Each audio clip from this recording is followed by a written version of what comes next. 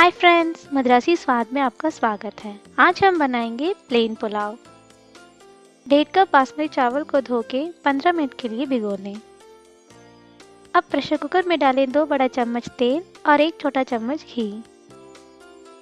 अब डालें 8 से 10 काजू और इसके गोल्डन ब्राउन होने तक भून लें। अलग रख लें।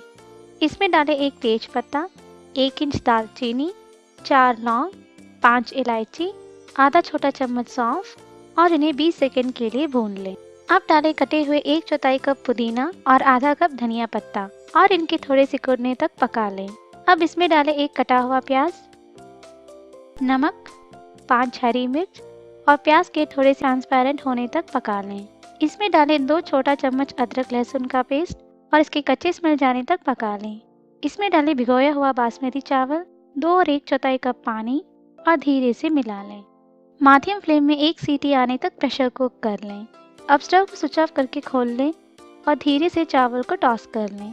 धनिया पत्ते और भुने हुए काजू से गार्निश कर लें। प्लेन पुलाव तैयार है। चावल और पानी का रेशियो चावल के भिगोने के टाइम पर डिपेंड करता है। अगर आपने चावल को भिगोया है तो चावल पानी का रेशियो 1 का 1.5 होगा, यानी 1 कप चावल के लिए 1.5 कप पानी ऐड करना होगा। अगर आपने चावल को भिगोया नहीं है तो चावल पानी का रेशियो 1 का 2 होगा, यानी 1 कप चावल के लिए 2 कप पानी ऐड करना होगा।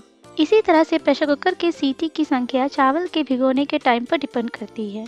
अगर आपने चावल को भिगोया है तो 1 सीटी आने तक प्रेशर कुक कर लें। अगर आपने चावल को भिगोया नहीं है तो 2 सीटी आने तक प्रेशर कुक कर लें। पानी की मात्रा और पकाने का समय यूज कर रहे बासमती चावल की क्वालिटी पे डिपेंड करता है, सो इसके हिसाब से इन्हें एडजस्ट कर लें। अगर आपको ये रेसिपी पसंद आई है तो इस वीडियो को लाइक करें और मद्रासी स्वाद चैनल को सब्सक्राइब करना ना भूलें। धन्यवाद।